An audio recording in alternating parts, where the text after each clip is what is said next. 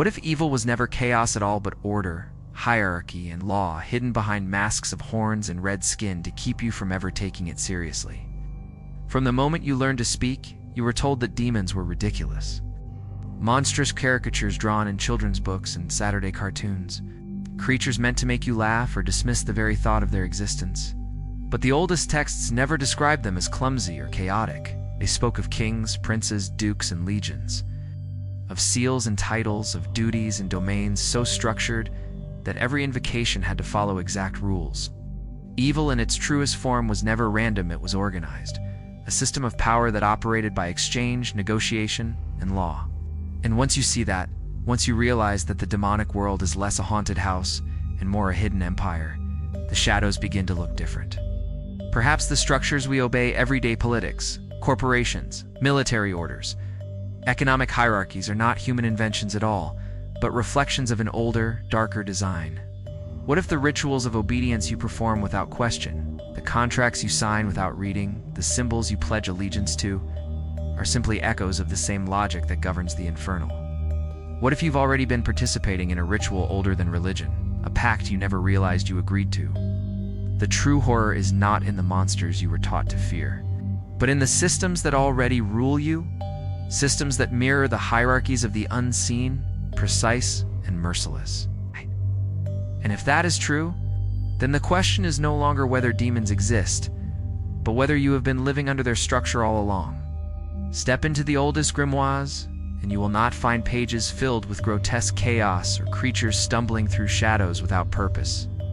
You will find lists, ranks, names, and seals written with such precision that they read less like nightmares and more like blueprints of a government hidden beneath reality. The Ars Goetia, the first book of the Lesser Key of Solomon, does not describe demons as lunatics clawing for random destruction. Catalogs them like officials in an empire. There are kings, princes, marquises, dukes, presidents, counts, each commanding legions of spirits. Some legions are numbered in the thousands, others in the tens of thousands, and each spirit's jurisdiction is carefully noted. One teaches philosophy, another reveals the nature of metals, another grants influence over kings, another heals the sick, another incites lust, another reveals hidden treasures. Nothing about this is chaotic. It is a parliament of the unseen, a court of rulers with spheres of influence as defined as any earthly minister or general. Imagine a scholar in a dim chamber centuries ago, parchment spread before him. The smell of ink and smoke filling his lungs as he traces the sigil of a spirit named Buer. The text tells him Buer governs healing, philosophy, and morality, appearing as a wheel of many legs rolling in flame. To the casual observer, it might seem absurd, but to the initiate, it is order disguised as symbol. A wheel moves in a predictable circuit. Healing is not chaos, it is balance restored. The form of the spirit is a metaphor for the domain it controls. The sigil is the key. Each line, each angle carved onto the page is a coordinate in an invisible structure that only the prepared mind can access. This structure is more familiar than we care to admit. Look at human civilization. Monarchs commanding armies, presidents issuing decrees, bankers shaping economies with invisible codes of numbers. Our societies are sustained by symbols, flags, seals, logos that bind allegiance and trigger obedience. The resemblance is not superficial, it is archetypal. Either we modeled our hierarchies after theirs, or both worlds reflect a deeper law of order that transcends flesh and spirit alike. And if that law exists, then evil ceases to be an aberration, becomes systematized, intelligent, strategic. Picture the way militaries march. Ranks upon ranks, each soldier bound by code, each commander given jurisdiction. That is the same image found in the grimoire spirits commanded by kings, kings answering only to higher sovereigns. In the demonic hierarchy, Palin is crowned as a king of the West, answering only to Lucifer himself, commanding 200 legions. He is described not as chaos, but as composure. His arrival is heralded by trumpets, not shrieks. He steps into the circle like a sovereign at court, demanding respect, not servitude. These images blur the line between political order and spiritual order, till it is difficult to say which is the copy and which the original. The danger is not that this structure exists. The danger is that it works. Because if demons operate within law, hierarchy, and negotiation, then they are consistent, predictable, and accessible. They are not anomalies, they are systems. And systems can be studied, invoked, and mirrored. This is why grimoires were treasured not by peasants, but by nobles, scholars, and rulers. To summon a demon was not to flirt with chaos, it was to access a parallel government whose officials could be persuaded to grant knowledge, influence, or power in exchange for loyalty and sacrifice. Consider the irony. We laugh at the medieval magician kneeling in chalk circles, chanting Latin invocations to open a channel to the unseen. Yet we bow in boardrooms under corporate insignias, signing contracts written in incomprehensible legal language, invoking financial systems that bind our labor for decades. The difference is only aesthetic. Both are rituals performed before symbols of authority. Both involve negotiation, consent, and consequence. Both belong to structures that govern lives through unseen rules. When the grimoires describe demons as presidents, princes, dukes, it is not metaphor, it is translation. They were mapping a reality that mirrored the hierarchies they already lived under. But here is the unsettling possibility. Maybe our world mirrors theirs, not the other way around. Maybe the hierarchies of kings, armies, and corporations are shadows of an older order, one that has always existed beyond human sight, shaping the logic of governance and power long before we built castles or minted coins. In this architecture of evil, morality does not dictate, lo extra does. Spirits are not compelled by worship, but by contracts. Authority flows not from benevolence, but from structure. And once you begin to see this, you cannot look at human hierarchies the same way. The corporate pyramid, the political ladder, the military chain of command, they stop appearing as neutral inventions and begin to look like rituals performed in reflection of something much older. Evil, then, is not chaos. Evil is governance without compassion, order without conscience, structure without mercy. And when you realize that, when you feel the echo of those grimoires and the flags above parliaments and the logos on glass towers, you understand why the ancients warned us not to laugh. Because once you dismiss demons as superstition, you fail to recognize the system they represent. And failing to recognize a system means you have already agreed to obey it. If the architecture of the unseen is a hierarchy, then its language is not spoken in the way we understand words. Its grammar is geometry, its vocabulary is symbols, and its most precise dialect is the sigil. For centuries, occultists whispered that demons do not respond to conversation in the ordinary sense. They respond to symbols charged with intent. A name may call their attention, but a sigil is the address that ensures the message arrives. These strange diagrams, curves intersecting with sharp angles, loops bound into closed shapes are not random decorations. They are circuitry etched in ink, blood, or ash. To draw one correctly is to align the mind with a spiritual frequency, the way a tuning fork catches a hidden vibration in the air. Picture a practitioner alone in a stone cell, candlelight flickering across the wall as he carefully copies a seal from the Lemmichitan. The chalk squeaks against the slate, the smell of wax fills the air, and his heartbeat drums in rhythm with the pattern taking shape. He knows every line must be exact, every angle deliberate. When finished, the sigil will not be merely a picture. It will be a device, a gateway, a circuit, connecting the fragile human voice with an intelligence beyond the veil. He stares at it long enough that the lines seem to move, the angles pulse like veins, and suddenly he feels the air thicken. The drawing is inert, but his intent charges it, and the room becomes an interface. Skeptics laugh at the idea that a drawing could summon a force from beyond. Yet our entire modern world is governed by this principle. We unlock phones with coded patterns. We enter bank accounts with passwords. We trigger machines with QR codes. We recognize brands instantly by logos that bypass reason and go straight into emotion. A child recognizes the golden arches and hungers. Citizen sees a flag raised and feels allegiance stir. None of this is accidental. These are sigils by another name, symbols charged with collective belief until they direct behavior without question. The occultist drawing a seal of Astaroth and the marketer designing the Apple logo are not opposites, they are practitioners of the same principle. The difference is intent.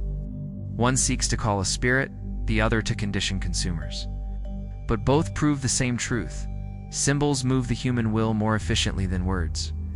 The grimoires insist that every spirit has its own sigil, not as ornament but as signature.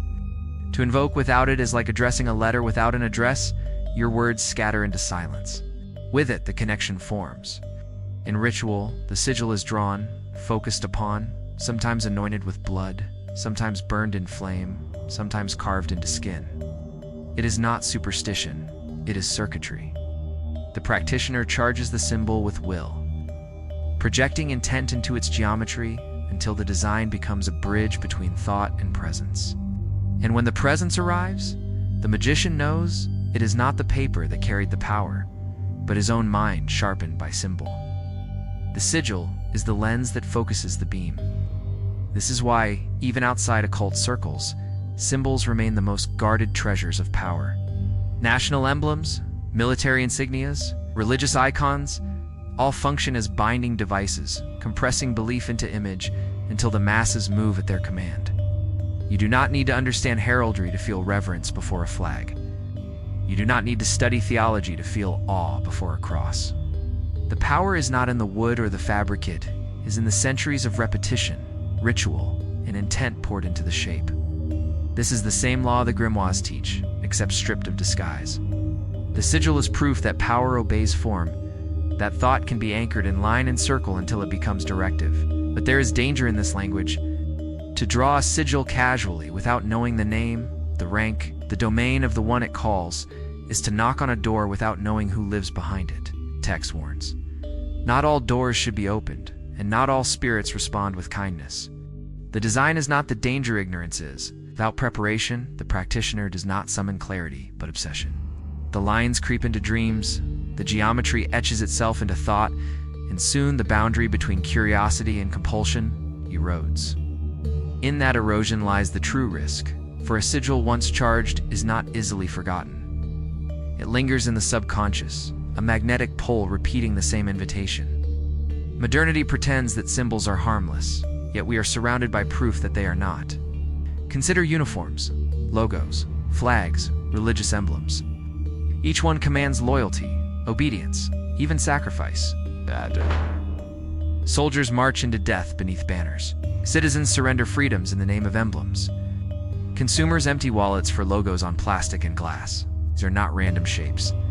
They are sigils encoded into culture until their power becomes invisible. And invisibility is their greatest strength. For once overlooked, they work without resistance. So the occultist and the advertiser, the priest and the general, the magician and the politician, all wield the same hidden truth. Symbols program reality. The difference lies not in their mechanics, but in their honesty. The magician admits it. The rest disguise it as culture, tradition, patriotism, or marketing. But the mechanics remain identical. The sigil is not fantasy, it is language. A language older than alphabets, a language that speaks directly to the architecture of belief. And once you see this, once you understand that every logo is a ritual and every emblem a command, you begin to ask the question the grimoires wanted you to ask. Who has been drawing the circles you stand inside?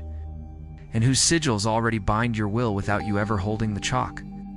From the moment human beings began to seek communion with the unseen, one element appeared again and again in every ritual.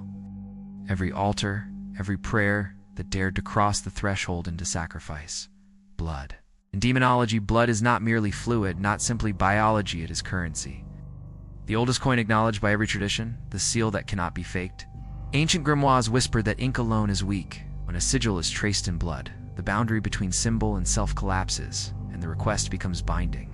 Blood is life condensed into liquid form, carrying essence, identity, will. It does not only flow through veins, it flows through meaning, through ritual, through the eternal logic that power always demands something in return. Step into the ruins of a forgotten temple, the air damped with centuries of silence. And you can still feel it, the metallic temps of old offerings, the echo of chants that rose as knives fell. In Babylon, animals were laid upon altars so their blood could sanctify stone. In ancient Israel, priests sprinkled blood on the mercy seat to seal atonement. In Christianity, The crucifixion itself is described as a blood sacrifice for salvation. Across cultures, the pattern repeats. Blood is always at the center when human beings want something permanent, something irreversible. The demonological traditions do not pretend otherwise. They make it explicit. Blood is the signature that turns request into contract. But here's the unsettling truth. Blood is not always literal. In many occult traditions, the word blood expands to mean vitality in all its forms. Fasting until the body weakens, sleepless nights spent in focus, sexual energy redirected. Even years of devotion, all of these are blood by another name. They're sacrifices of life force, offerings that cost. The grimoires stress this over and over. What matters is not gore, but commitment. Not gore, but cost. A drop of blood given willingly binds more surely than gallons spilled without intent. Because in this system, sincerity matters more than fear. The entity responds not to theatrics, but to proof that the petitioner is willing to pay. Imagine the ritual. A candle burns low, smoke coils in the corners of the room, and the practitioner pricks a finger. The pain is small, but the meaning enormous. The drop falls onto parchment, onto the sigil carefully drawn, and in that instant the seal shifts from representation to invocation. The practitioner has said without words, "This is me, this is mine, I offer it." The warmth of the blood meets the cold of ink, and the bridge is complete. From that moment onward, the contract is not symbolic, it is binding. The language of blood unsettles modern ears, but its logic still governs us. We no longer slit throats on altars in the town square, but the systems around us still demand sacrifice. The corporation asks for years of labor, draining energy drop by drop. The economy demands hours. Health, relationships stall, bled out slowly in exchange for stability. The state demands loyalty, taxes, sometimes the very lives of soldiers offered in battle. These are blood sacrifices, disguised in new clothing. You do not see the knife, but you feel the drain. You wake exhausted, you burn out, you break down, and the altar is invisible, but always hungry. In demonology, the recognition is brutal, but honest. Blood is sacred because it costs. It cannot be reclaimed once given. It is the perfect marker of sincerity, the oldest proof of will.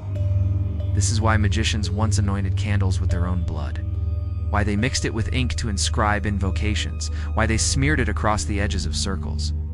It was not superstition, it was resonance, the bridge between spirit and matter through the most intimate medium available. The magician was not saying this is symbolic. He was saying this is me. This cannot be undone.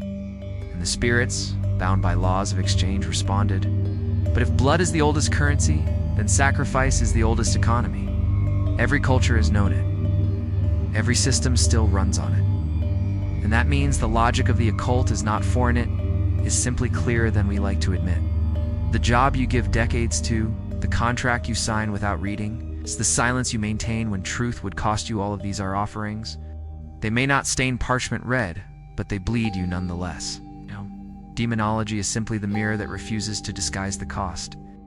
It names blood for what it is, the unavoidable price of power, the seal of every pact, the lifeblood of every system. In this light, the old texts do not describe monsters feeding on gore. They describe entities honoring the deepest law of exchange. Blood is not there, food it is their proof. It proves the summoner is serious, it proves the will is committed, it proves the ritual is not a game. Once the blood is given, the deal is real. Whether in smoke-filled chambers or in corporate towers, the same principle repeats. Nothing is free. Everything requires sacrifice. And the measure of what you gain will always reflect the weight of what you gave. Every culture that has ever whispered of the demonic has also whispered of pacts. Not accidents, not curses, hurled randomly out of shadow, but contract-structured, deliberate, negotiated agreements. The grimoires describe them with the same gravity as treaties between kingdoms. In this framework, the demon is not a predator lurking in the dark, but a sovereign official, and the magician is not a helpless victim, but a petitioner. The rules are clear. You request, you offer, you agree, you accept the consequence. This is not chaos. This is law. The most famous pact in the Western imagination is that of Faust. A scholar, desperate for knowledge beyond the reach of human books, calls upon Mephistopheles and signs away his soul in exchange for enlightenment. We are taught to read it as tragedy, as cautionary tale, but beneath the morality play lies a colder truth. Faust was not tricked. He sought, he offered, he agreed. His eyes were wide open, yet his hunger blinded him to the cost. The story endures not because it was unique, but because it was typical. For centuries, men and women who felt cornered by circumstance, oppressed by systems, or consumed by desire turned not to priests, but to spirits that promised results, and those spirits answered, always on their own terms. A pact does not require parchment and signature, though some traditions demanded precisely that. It can be verbal, symbolic, energetic. To obsess over vengeance until your entire being radiates hatred is already a pact. To crave influence until you bend every action toward control is already an agreement. What matters is not the ink, but the alignment. When intent, emotion, and action synchronize around a desire, the pact is formed. The demon does not trick you, you invite him with every repetition of thought. Consider the mechanics. Request. The summoner states what he seeks. Offering. He declares what he is willing to surrender. Agreement. The terms are accepted. Consequence. The price is paid, whether sooner or later. This is the demonic law of contracts, but it is also the law of every human institution. We sign mortgages, exchange decades of labor for houses we do not own until the final payment. We accept employment, offering our time, our attention, our loyalty in exchange for currency. We agree to non-disclosure agreements, binding our silence in exchange for privilege or access. We call these arrangements legal and civilized. But strip away the paperwork, and they are indistinguishable from pacts. You seek, you offer, you bind yourself. The only difference is the language of consequence. In the courtroom, the cost is foreclosure, termination, imprisonment. In the ritual circle, the cost is obsession, transformation, or loss of self. The grimoires insist on clarity in these dealings. You must know the name, rank, and domain of the entity you call. You must state your intent without ambiguity. If you waver, the pact falters. If you lie, the consequence multiplies. This precision terrifies us because it demands responsibility. We prefer to imagine demons tricking us into deals. It is easier to say the devil made me do it than to admit I chose. But the texts are unflinching. No one is forced. Every pact is entered by consent. Ignorance is not innocent. It is permission. Picture the ritual. Circle drawn, the candles lit, the sigil charged. The air trembles as presence enters. Magician kneels, voice steady despite the pounding in his chest. He names the spirit, recites its titles, and states his desire. In return, he offers something. Years of devotion, an act of silence, perhaps the very blood traced on the parchment before him. The spirit listens. The negotiation is precise, contractual, not unlike a dialogue in a courtroom where every word carries binding weight. Once agreement is reached, the ritual closes. But the pact lives on, written not only in symbol but in consequence. What unsettles the modern mind is not that demons might demand contracts, but that the logic of pacts reveals something about our world. It shows that power is never free, that every advantage carries hidden cost, that every desire pursued to its end extracts payment. It forces us to admit that we are already living inside contracts, social, political, economic, that shape our lives as surely as any infernal agreement. The magician and the office worker are not as different as they seem. Both exchange their essence for outcomes. Both wake each morning bound to terms they once agreed to. In the end, the demonic pact is not inherently evil, it is transactional. It is about precision, clarity, responsibility. The danger lies not in the system, but in our blindness to it. When you know the price and still choose to pay, you are sovereign. When you deny the price, yet pay it anyway, you are enslaved. That is the hidden lesson in every tale of Pacts, from Faust to forgotten grimoires. The devil does not trick you. He waits for you to sign with eyes wide shut. And once you do, the ink never fades. From the first breath, you were taught to divide the world into neat categories. Light and dark, good and evil, holy and profane. It step into the world of demonology, and those boundaries blur until they collapse. In the infernal hierarchy, morality does not vanish, inverts. What religion and society condemn as sin, the grimoires describe as sovereignty. What systems call wicked, spirits name power. This is the inverted moral code, and it is one of the most unsettling revelations of the occult. Consider Lucifer, the archetype of rebellion. Not the cartoon devil with horns and pitchfork, but the light bringer, the morning star, the one who questioned authority in the heavens. His crime was not destruction, but defiance. He asked the forbidden question: why must we obey? For this he was cast down, and every tradition that fears disobedience has painted him as evil ever since. But to the seeker of hidden knowledge, Lucifer embodies something different. The courage to choose autonomy over obedience, clarity over comfort, knowledge over silence.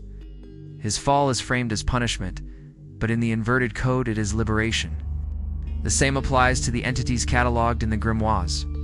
They do not care about guilt or confession. They care about clarity of intent. If you come with shame, they ignore it. If you come with fear, they test it. But if you come with conviction, they respond. Their morality is not defined by obedience, but by will. Where your culture might call lust corruption, the demon calls it desire, raw energy to be directed. Where ambition is called arrogance, the demon names it purpose. Where rebellion is called sin, the demon calls it sovereignty. Each trait condemned by systems of control is reframed as a potential source of strength, dangerous, but liberating if wielded with awareness. Imagine standing in a ritual circle, trembling with the weight of centuries of teaching that told you to suppress your hunger, your ambition, your rage, and then the presence arrives, indifferent to your shame, uninterested in your excuses. It demands, what do you want? The moment of terror is not that a demon is before you, but that it will not let you hide behind the masks you wear in daily life. You must answer. You must own your will without apology. That confrontation strips away layers of programming until you face yourself naked, with only intent left to define you. This is why systems of power have always demonized certain traits, because a population that embraces desire becomes ungovernable. A people that embraces ambition threatens the hierarchy. Individuals who claim sovereignty cannot be domesticated. And so these traits are labeled wicked, sinful, shameful. They are buried beneath guilt so that obedience can flourish. The inverted moral code exposes this manipulation. It declares, what you were taught to fear may be the very key to your liberation. This does not mean every impulse is sacred or every rebellion wise. The demons themselves are not gentle guides. They embody extremes that can consume as easily as they can empower. Lust can enslave as easily as it can inspire. Ambition can corrupt as easily as it can liberate. Rebellion can destroy as easily as it can free. The inverted code does not erase morality. It relocates it.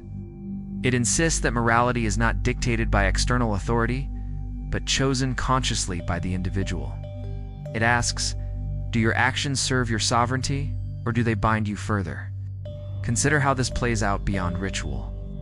In daily life, how many times have you swallowed your truth to remain likable, suppressed your hunger to appear humble, hidden your ambition to avoid judgment? Each time you obey the inherited morality that says obedience is virtue and sovereignty is sin. But once you glimpse the inverted code, you begin to question, who benefits from my obedience? Who profits when I suppress my will? Who gains when I call my power evil? These questions are dangerous because they unravel the design, expose the fact that morality has always been contextual, drawn not by divine decree, but by systems seeking control. The inverted moral code is therefore less about demons and more about you. It is a mirror held up by infernal archetypes, reflecting the parts of yourself you were taught to bury. It whispers, what if your so-called flaws are your deepest tools? What if your desire is not corruption but compass? What if your ambition is not arrogance but path? What if your rebellion is not sin but sovereignty? These are not comfortable questions.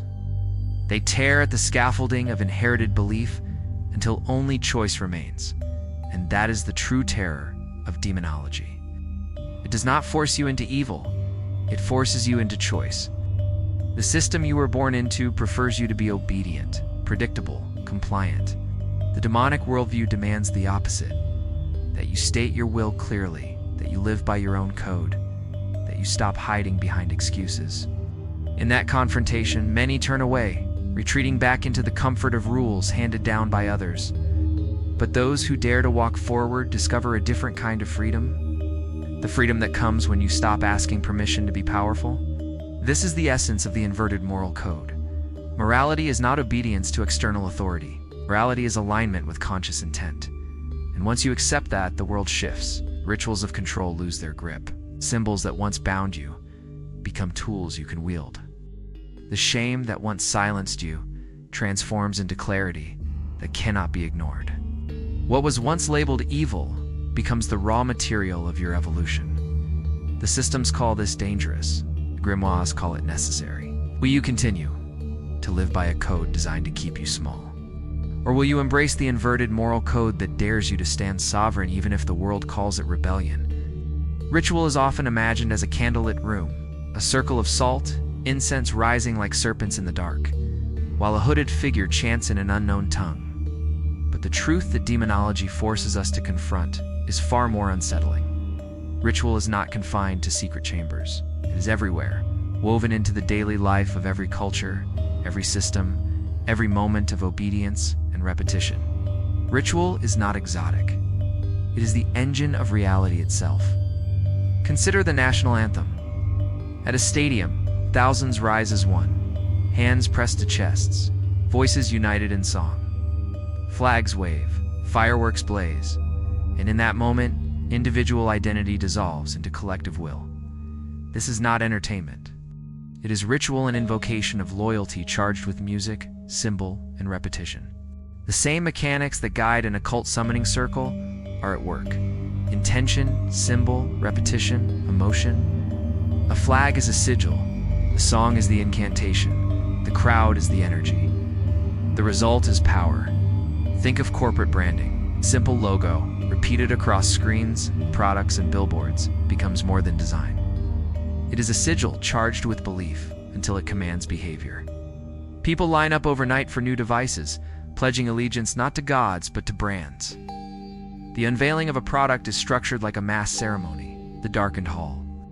The glowing symbol projected above, the voice of the presenter echoing like a priest at altar. Applause erupts as though revelation has arrived. To call this marketing is to miss the deeper truth. It is ritual, orchestrated and refined to direct human energy toward consumption. Religions know this. Political movements know this. Even our daily routines obey the same laws. Morning coffee at the same hour, repeated gestures before sleep, words whispered in prayer or in habitual rituals, all charged with meaning through repetition until they shape the way we perceive time, space, and self. The magician who draws a sigil and repeats. A chant is not fundamentally different from the worker who repeats affirmations to survive another day, or the consumer who repeats purchases to maintain identity. The mechanics are identical, only the intent differs. In demonology, ritual is stripped of disguise, reveals what the world prefers to hide, that repetition plus meaning equals power. The circle is not chalk, it is focus. The candle is not wax, it is a beacon. The incantation is not superstition, it is vibration. Align them, repeat them, and reality bends. The subconscious accepts what is repeated, and the body follows. Spirits respond not because of theatrics, but because of law. And once you understand this, you begin to see how every system that rules you has already mastered the same mechanics. A phrase repeated across headlines, echoed by officials, whispered in fear until it becomes unquestioned truth. The ritual of repetition implants belief deeper than any argument could. Observe how holidays function. Same gestures, same meals, same songs, same symbols, repeated annually until the cycle itself feels sacred. Whether in church or in shopping malls, the ritual is the same. Repetition builds meaning. Meaning builds belief. Belief builds behavior. The magician who admits this is honest. Society that denies it is hypocritical. The occultist draws a sigil, knowing he is charging it with will.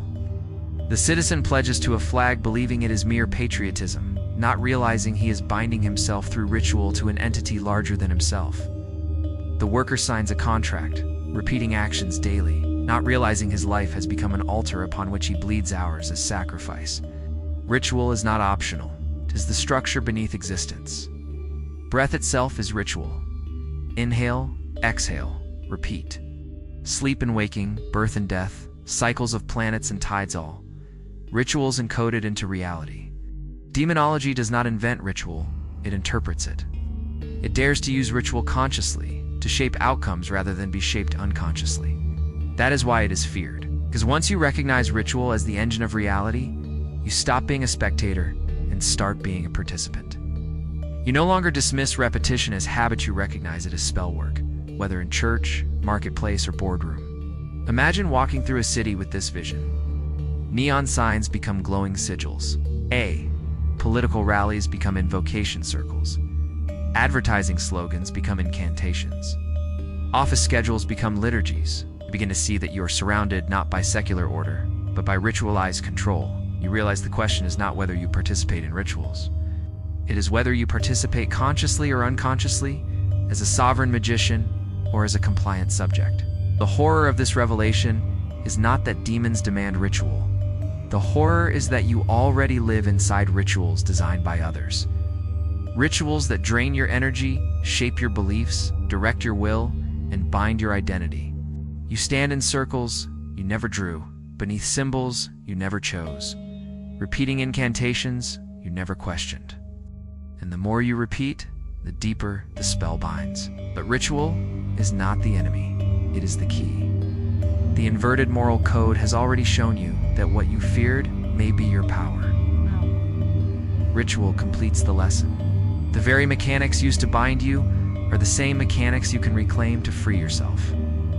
Draw your own sigils. Write your own chants. Define your own repetitions. The world has always been programmed by ritual. The only question is whose ritual you are performing. The moment of awakening is not an explosion of light or the sudden shattering of chains. It is quieter, heavier, like the slow unraveling of a dream you mistook for reality. It begins when you notice the repetition, how every belief, every fear, every desire you carry has been rehearsed into you through rituals you never chose. The nursery rhymes sung before you understood language, the symbols etched into classrooms, the holidays repeated year after year. The contracts you signed because everyone signed them. These were not accidents. They were programming. And programming, once seen, cannot be unseen. Demonology does not hand you power in the way fairy tales promise. It hands you vision, strips away the illusion of randomness, and forces you to admit that the world you inhabit is structured, coded, intentional. Spirits respond to rituals because reality itself responds to rituals. You have been performing them all along, but for someone else's design. Awakening is the realization that your will has been spent fueling a machine that never asked your permission. And that machine does not need demons, it already had your obedience. Imagine walking down a crowded street after this realization. Logos gleam like glowing seals above every storefront. Billboards repeat chants of consumption, their slogans sharp as invocations. Flags ripple from buildings, binding allegiance without a word. Everywhere you look, the mechanics of the occult are alive, but they are disguised as normalcy. The true horror is not that summoning circles exist. The true horror is that you are standing in one every day, drawn by others, charged by your attention, your labor, your silence. This is why the phrase "you were the ritual all along" carries such weight. Your body, your time, your energy, they are the offerings. Your repetitions, your habits, your unquestioned beliefs, they are the incantations. Your identity, molded and trimmed to fit the system's shape, is the altar. The ritual was never about candles and chants, it was about you. And once you see this, choice returns, not comfort choice. You can no longer pretend that your exhaustion is random, that your despair is divine punishment, that your obedience is virtue. You see the cost, you see the design. And you realize that awakening does not mean stepping outside ritual. It means reclaiming it, drawing circles you chose, charging symbols that serve you, speaking words that align with your will instead of echoing scripts written by someone else. But freedom carries a burden. It demands responsibility. The moment you reclaim your ritual, you lose the luxury of blame. You can no longer say they made me without recognizing your consent. Every pact becomes visible. Every repetition becomes deliberate. Every silence becomes a decision. This is not comfort. This is weight. But it is also power, because power has always been responsibility sharpened into clarity. The ancients feared this awakening because it makes obedience impossible. A population that sees its rituals for what they are cannot be tamed by slogans or flags. An individual who knows his daily habits or spells refuses to waste them on scripts of control. This is why demonology is dangerous, not because it makes people worship darkness, but because it makes them question the light handed to them. It teaches that rebellion is not chaos, it is authorship. Sovereignty is not sin, it is clarity.